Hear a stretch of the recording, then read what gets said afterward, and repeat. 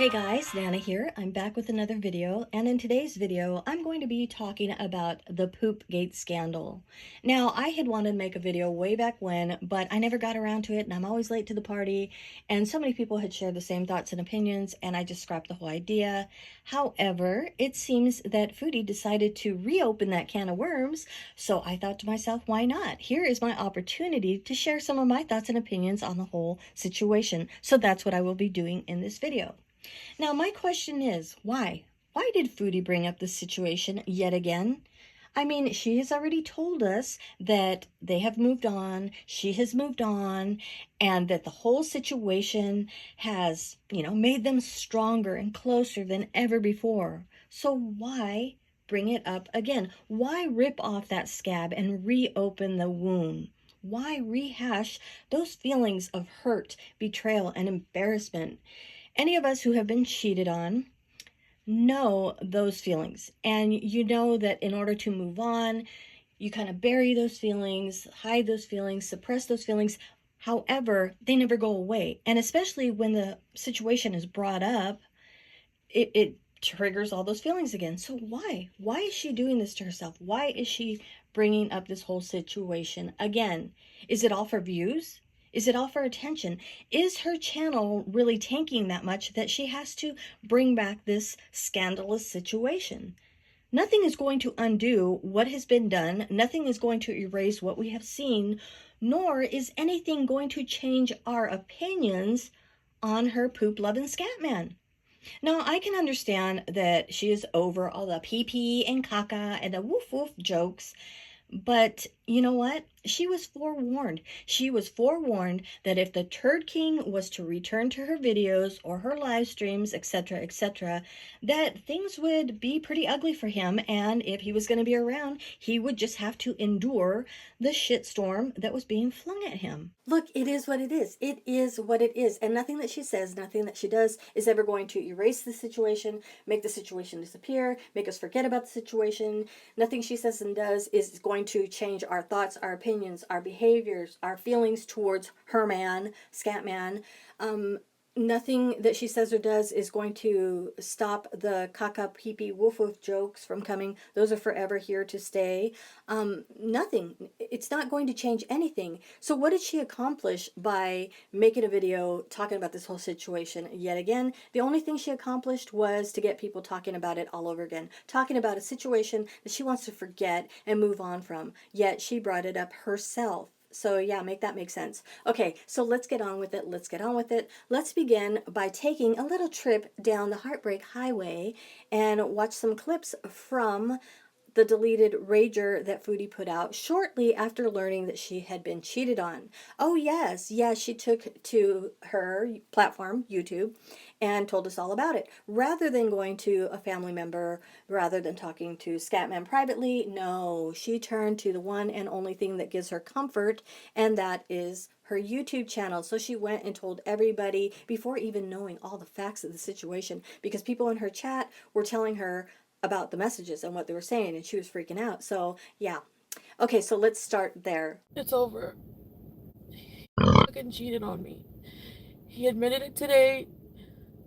He was talking to in a sexual way with Kay Bella. Cheated with a beast. Can you fucking imagine? Like, you ruined our family for her?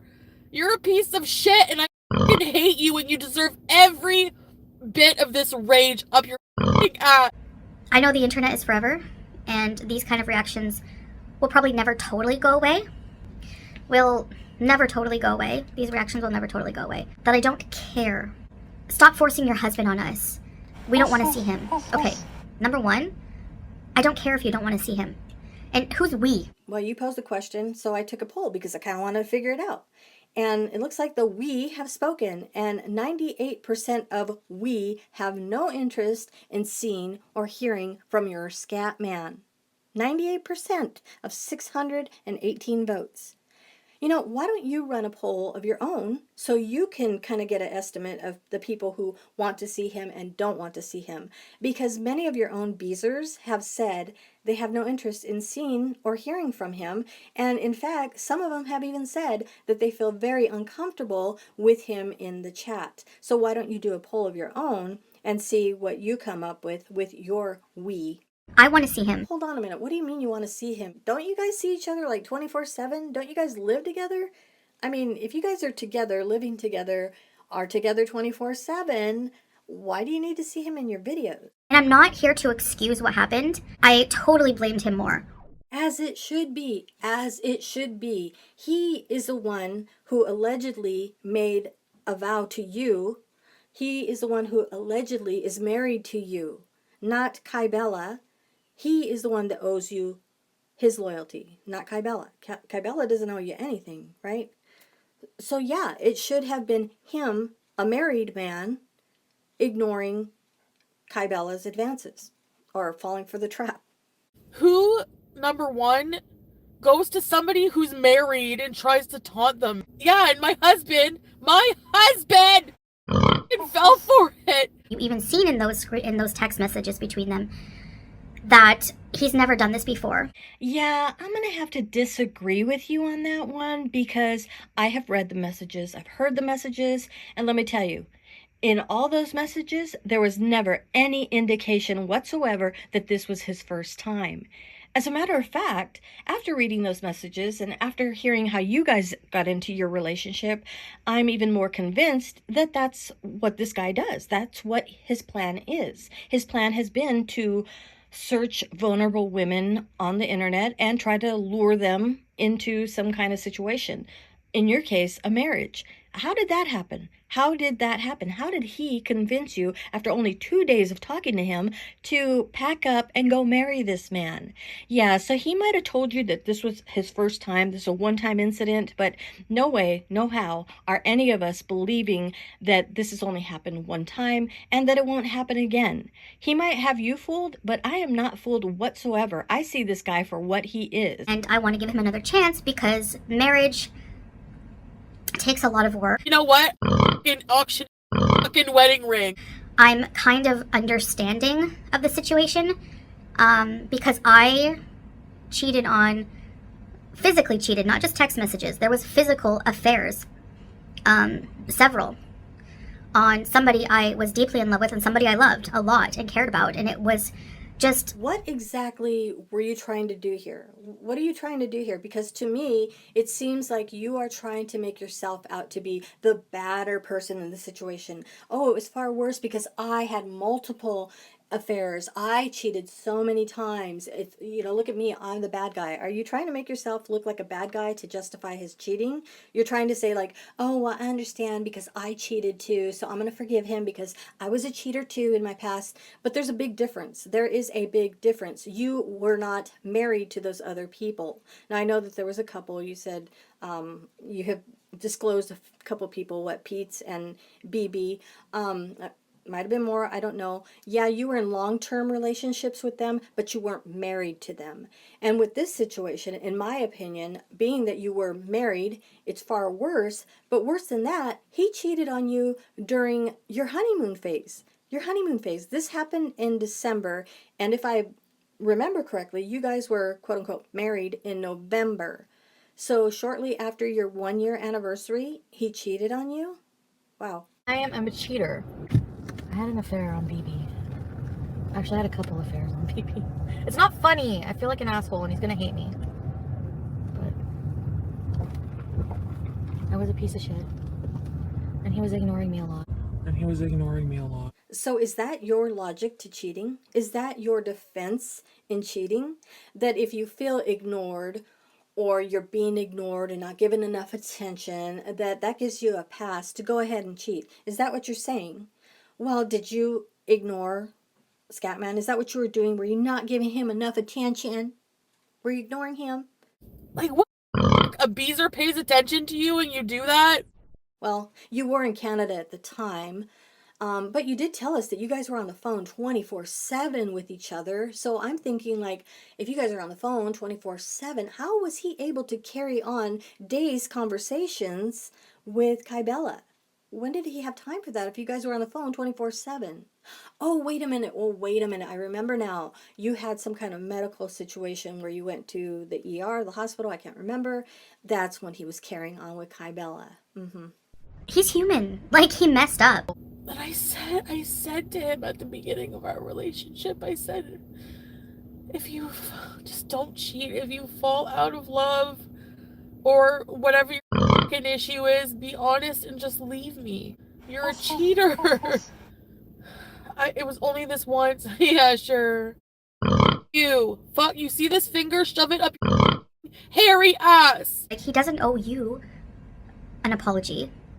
You are correct, and I will agree with you to a certain extent. You and only you are the one that he should have apologized to had this been a private matter. But it was not a private matter. You made it public. You brought it to your Beezers. And in my opinion, if he was truly sorry for hurting you, if he was truly repentive, he would have not only apologized to you, but he would have apologized to the Beezers who sat there and watched you cry, just absolutely crushed by what this man had done to you.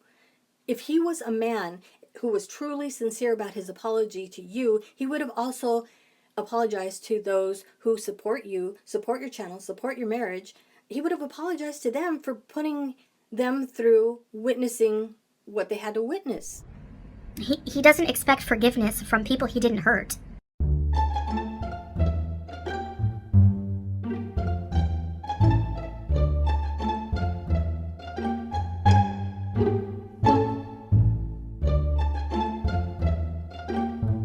And I'm the only one who needs to forgive, and I've done that. If you have chosen to forgive him, to forget, to move on, whatever, that's fine. That's your prerogative. But we out here who are offended and shocked by the things that we saw him say, read the things he sent, saw the things he sent, it's not up to us to forgive him and forget and move on. We're not obligated to that. We aren't committed to him. You are. That's one thing when you're in a relationship you always have to worry about, is my partner being a fucking loser. Yes, they most often are. There's so many different interests that people have. 10 times worse than that. And I'm not here to excuse what happened.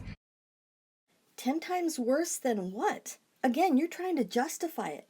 If you ask me, having fantasies about graping someone is one of the most vile things ever. Honestly, that is one of my biggest fears. One of my absolute biggest fears. And I feel for anyone who has ever had to experience that. So, yeah, I think it is sick and twisted to have those kind of thoughts. Call it kink shaming. I don't care. I do not care. Your man has a very dark vibe about him. And I've always thought this. But you know what? With this whole situation, and not so much just the cheating, but that part, that he wanted to violate and humiliate women, only solidified that for me. He is dark. He has a dark energy. He has a dark soul, in my opinion. Safe words exist for a reason, right? Now, I don't get this part, and this part actually got me heated, because I'm thinking to myself, what are you talking about? Why are you bringing up safe words? Are you trying to say that there is a safe word for somebody who's being violated in the most horrible way that I can imagine? Is that what you're trying to say? You're trying to say that there is a safe word for somebody being violated? That they could just scream it out and the perpetrator is just going to back off and be like, okay, you said the safe word, so we're done here. Really? Because that's what I'm getting. And that is so stupid. But you seem to not understand that those of us out here, we don't care if your man wants to shit on somebody, wants to piss on somebody. I don't care if he wants to eat a platter of poop. I don't care. The thing that has upset so many people and made us all feel so uncomfortable is the fact that your man has fantasies of graping women. And not only that, graping women, their Bibles, and their crosses. What in the world is up with that? So if I see that as predatory behavior, I'm going to call him a predator, and that's my right to do that. But you just don't understand it. You think that everybody is just so jealous of you because you've got this handsomest man, and that's why they just hate on you and don't like him. Oh, that laugh, freaking annoying. Okay, he's annoying, and I can't say. I told you it was gonna work me up, but yeah, what? There's a safe word. What was she implying here? So it's not predatory behavior. Well, I disagree with you. I disagree with you. I see that if someone is seeking out someone else to violate them in any way, it could even be like romance scamming or catfishing, it is 100% predatorial behavior. So keep on defending your man. Keep on standing by your man. That's fine. Nobody's saying that you shouldn't do that. If that's what you choose, that's what you choose. If that's your type of person, that's your type of person. That's fine. But stop lecturing us on, oh, you guys just have to accept him and be nice to him, and why are you putting him down? Look, it's never going to happen, especially on my end. Yeah, I think he's a creep. I think he's a very dark, dark person. Sooner or later, you're going to see it because we saw his true colors. But you got to keep up the facade. You know, you got to keep on protecting your man. And yeah, it's not going to work with us, but you do what you want to do, and stop watching and listening to what we're saying, because obviously you are. Because if you really didn't care, you wouldn't have brought it up. But you brought it up, and here we are talking about it. Okay, that's going to be it for me, and that's going to be it for this video. I am going to do a part 2 because I still have things to say, but I don't like to make the videos too long. So anyhow, remember, each and every one of you are awesome. Now go out there and make it a stellar day.